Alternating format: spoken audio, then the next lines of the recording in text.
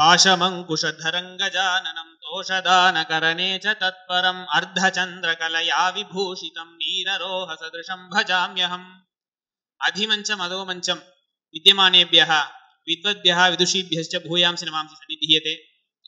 प्रस्तुत प्रदर्शन निमित्तं मया स्वीकृतः ग्रन्थः तावत् श्री यज्ञवेदेश्वरकृत श्री गणेश शतकमिति। मया प्रस्तौतुम् ईहते यत् कथम् एतद् ग्रन्थद्वारा गणेशं प्रति अमुना कविना भक्तिः प्रदर्शिता इति। प्रथमं गणेशस्य पुराणेषु स्थानं कथं विद्यते इति गणेश अथर्वशीर्ष भाष्योपोद्घाते व्याख्यात्रा उक्तं वर्तते। अष्टादश पुराणेषु दशभिर्गीयते शिवः, पञ्चभिर्गीयते विष्णुः, द्वाभ्यां शक्तिर्च विघ्नपः इति। तदनन्तरम् अष्टसु पुराणेषु विख्यातेन शिवेन तावत् गणेशपुराणे त्रिपुरसंहारावसरे गणेशं प्रति उच्यते सर्वेषां पुरस्तात् भवानेव अर्हति अग्रस्थानमिति। तत्र श्लोकः दृश्यते यत् शैवैस्त्वदीयैरुतवैष्णवैश्च शाक्तैश्च सौरैरपि सर्वकार्ये शुभाशुभे लौकिकवैदिके च त्वमर्चनीयः प्रथमं प्रयत्नात्। तदनन्तरम् अस्य ग्रन्थस्य वैशिष्ट्यं किं चेत् ग्रन्थेऽस्मिन् आहत्य 100 श्लोकाः सन्ति। एकैकस्मिन् श्लोकेऽपि अष्टसु प्रदेशेषु अनुप्रासः सम्यक् रूपेण कविना घटितः। अस्य ग्रन्थस्य अन्तिमप्रदेशे कविना उच्यते अष्टप्रासयुतुं विशिष्य पठतामिष्टप्रदं देहिनामिति। अष्टसु प्रदेशेषु मया अनुप्रासः घटितः इति। साम्प्रतं प्रथमं श्लोकं पश्यामः। नारद भक्तिसूत्रे उक्तं वर्तते लोकेपि भगवद्गुणश्रवण कीर्तनात् इति। भगवतः गुणस्य तस्य गुणस्य श्रवणात् परं तस्य कीर्तिः कीर्तनीया इति। तद्रूपं तत्र कविना मङ्गलश्लोकः घटितः। प्रथमं कल्याणमिति मङ्गलवाचकत्वेन प्रारब्धम्। कल्याणं कलयन्तु मे गणपतेः पादारविन्दोद्गताः पुण्याः पांसुकना सुरेन्द्र मुकुटी कोटीरकोटी तटे काश्मीरन्ति कठोर पाप पटली कान्तार संप्लोषणे दावीयन्ति जयन्तराय शिखरि व्राते पवीयन्ति च। सम्यक् घटितं। कथं चेत् तस्य गणपतेः वैशिष्ट्यं भवतु। तस्य गणपतेः वैशिष्ट्यादपि तस्य पादे याः धूलयः वर्तन्ते तस्यापि अधिकं वैशिष्ट्यं वर्तते इति पादरज प्रशंसना अत्र कृता वर्तते। कथं चेत् सुरेन्द्रमुकुटी कोटीरकोटीतटे तस्य गणेशस्य पादस्थधूलयः काश्मीरन्ति नाम काश्मीरपुष्पवत् सम्यक्वेन विलसन्ते इति। अत्र भावः यश्चेत् सर्वे देवाः आगम्य गणेशस्य पादे एव नतिं कुर्वन्ति इति अनेन पदेन ज्ञायते। तदनन्तरं कठोर पापपटली कान्तार संप्लोषणे नाम पञ्चमहापापानि इति कथ्यन्ते किल। तानि पापानि यदि अटवीरूपेण स्वीक्रियते चेत् तद्दाहनाय अस्य गणेशस्य पादधूलयः दावाग्निवत् आचरन्ति इति। तदनन्तरम् अन्तिमे अन्तराय शिखरि व्राते पवीयन्ति च। यदि विघ्नाः तावत् शिलावत् कठोररूपेण भवन्ति ताः पर्वतरूपशिलाः तावत् भङ्क्तुं गणेशस्य पादरजांसि एव समर्थानि भवन्ति इति पवीयन्ति इति उक्तं वर्तते। वायुना पर्वतः अपि भेत्तुं शक्यते इति अत्र उक्तं वर्तते। तदनन्तरम् अपरः अत्र तावत् उक्तं वर्तते ध्यायं ध्यायं भगवतः पादपद्मयुगं सदा इति पाद्मपुराणेऽपि वर्तते। तदनुसारमेव तस्य गणपतेः पादारविन्द कीर्तनम् अत्र कृतं वर्तते।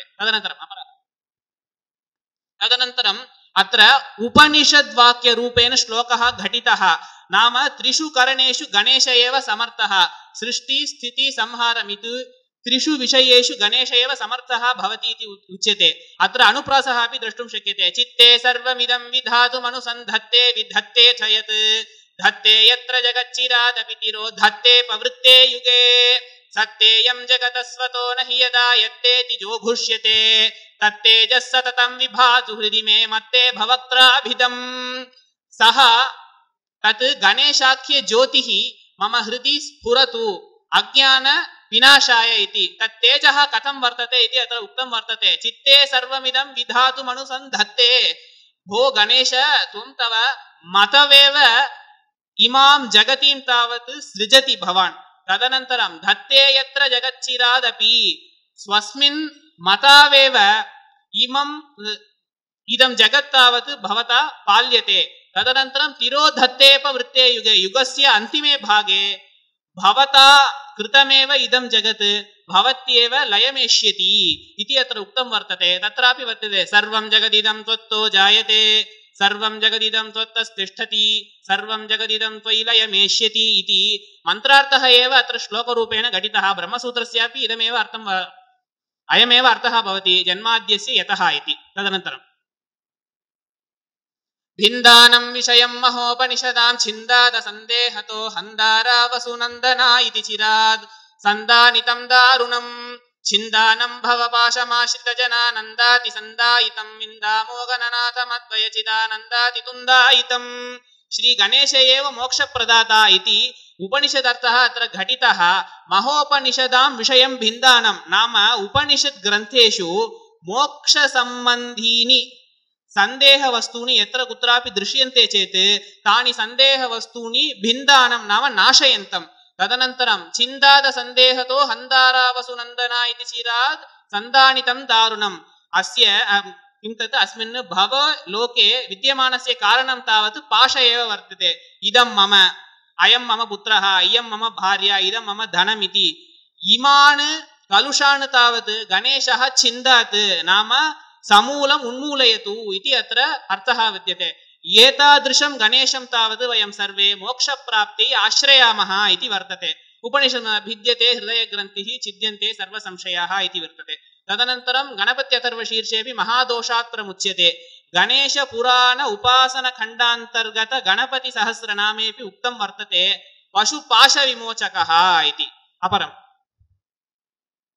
अन्तिमे परब्रह्म श्री गणेश एव इति उक्तं वर्तते उपनिषद् मन्त्ररूपेण सत्यं ज्ञानमनन्तं ब्रह्म इति उपनिषद् मन्त्रः एव अत्र श्लोकरूपेण घटितः सत्यं ब्रह्म सनातनं श्रुतिशिरस्तुत्यं मुनीन्द्रैर्हृदा नित्यं ध्येयमधीक्षुवारिधि समं नृत्यं वितन्वन् सदा चित्यं शेषदृशेऽपि यत्किल परागित्यंशभेदास्पदं प्रत्यज्यं विदधातु मां प्रकृतिवैकृत्यांशमुक्तं चिरात् अत्र किम् उक्यते त्वं वेदवेदान्त वेद्यः शाश्वतः तथ्यरूपः सन् प्रकृतेः मह्यं मुक्तिं विदेहि गणनायक अत्र गणेश परब्रह्म इति उक्तं वर्तते त्वमेव प्रत्यक्षं ब्रह्मासि त्वमेव प्रत्यक्षं तथ्यमसि इति उपनिषत्सु उक्तं वर्तते अन्तिमे